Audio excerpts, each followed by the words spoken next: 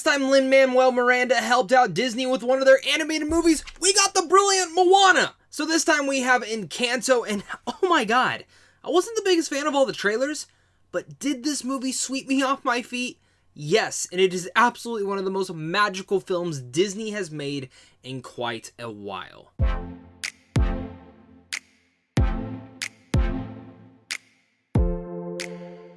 What's going on, buddy? Welcome back to a brand new movie review. Today we're going to be discussing Encanto. This is once again directed by Jared Bush, Brian Howard, and of course Castro Smith. It's also written by all of them, and as well as Lin-Manuel Miranda, and it's about a young Colombian girl who has to face the frustration of being the only member of her family without magical powers. Again, this is the brand new animated musical from Disney Animation Studios.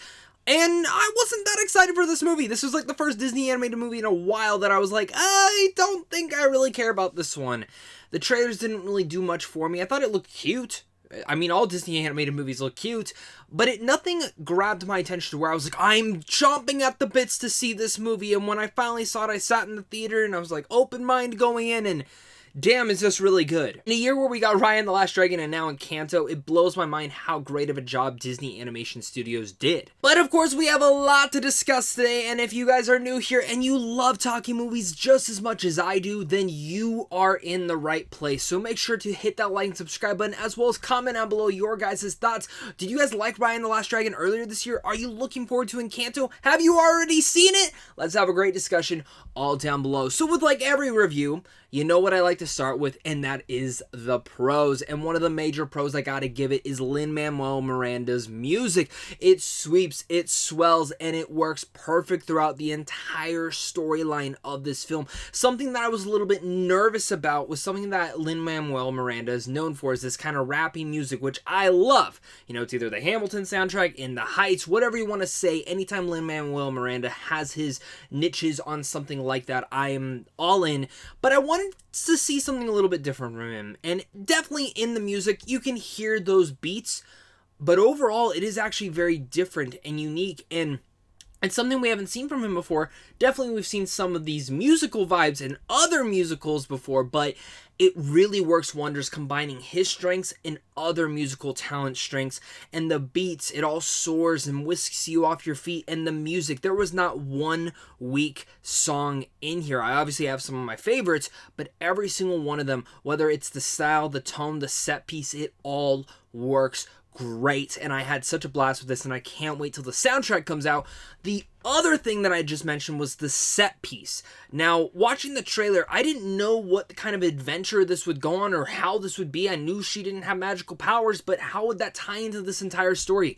The most brilliant aspect of this entire movie is the fact that the movie pretty much takes place in one central location, all inside the casita, or the house, or the casa, however you want to say it. Maybe I'm saying it wrong, but all around this house that these magical family lives in, it is a main central character and the main central location that almost 95% of the movie takes place in. And the way that they open up this house to the mystical and magical aspects of it all was fascinating, beautiful, but also a really big characteristic of the entire film. And the themes and messages of family are some of the strongest that I have seen in a Disney animated movie in a while. Yes, almost every Disney animated movie, it feels like, has that message of how important family is, but Encanto really gets to the heart of it all, and I loved it. I love that this house is pretty much a symbolical meaning of the entire family, and how if the house is strong, the family is strong, and if the house is not, then the family is not either. And there's so many different elements that kind of go about there, about acceptance and love, and how maybe we don't understand other people in our family. And I think that's something that goes around in every single family today, and I just really, it worked wonders for me in Encanto. And that house is so important to this entire story. That's why it's like the central focus in every poster, is because it is the heart of the story, with the themes of family, and again, just the way that they were able to write it in into the story and really bring it to life, you will be pretty amazed how they are able to do that. And I knew I was watching this entire film.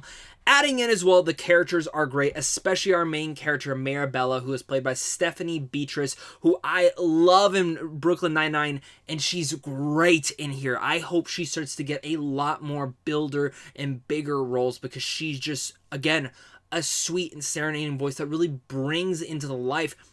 As well as John Leguizamo is great as Bruno. I loved Bruno in this. But I also love Diana Guerrero as Isabella. The entire cast is pretty much really good, and all of them are great, but those were definitely my 3 favorites. And you'll all have your own favorite family member throughout this entire movie where you're like, I love that one, I love that one, that's my favorite one.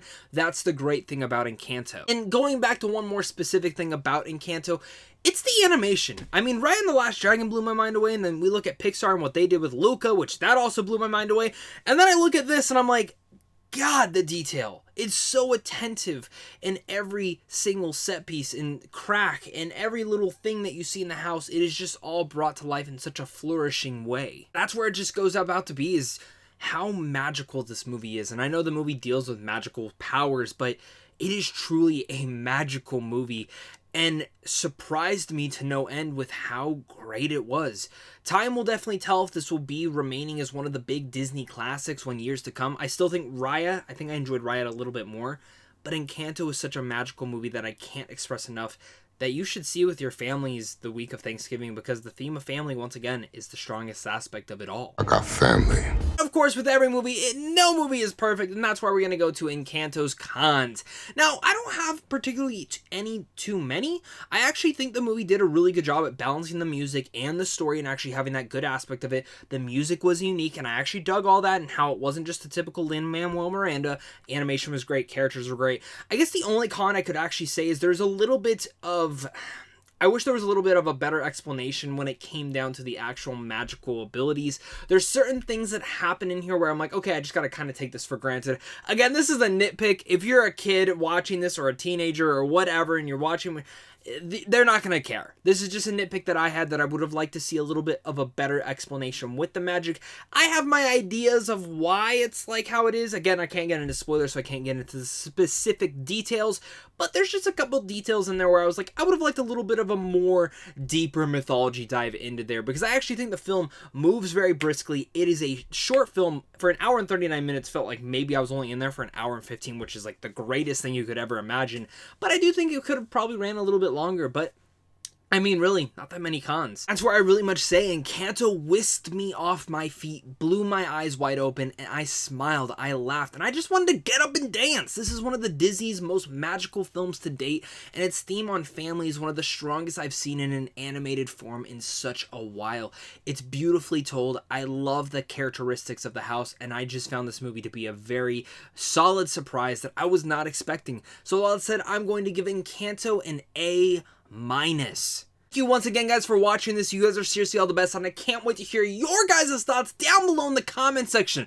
I've almost seen every animated movie that I need to in 2021, and once I see them all, I will be ranking them all from worst to best, but this is actually one of the strongest years for animated films, so it is going to be a very interesting discussion down below in the comment section. So let me know what your favorite animated movie is. What are your thoughts on Encanto? Are you excited for it? If you're interested in seeing movies early, head on over to Sandwich on Films on how to see those, and of course, it's a big thing to you, and a big thing to my Patreon supporters, because without you, I would not be able to do this. So of course, until next time, stay classy.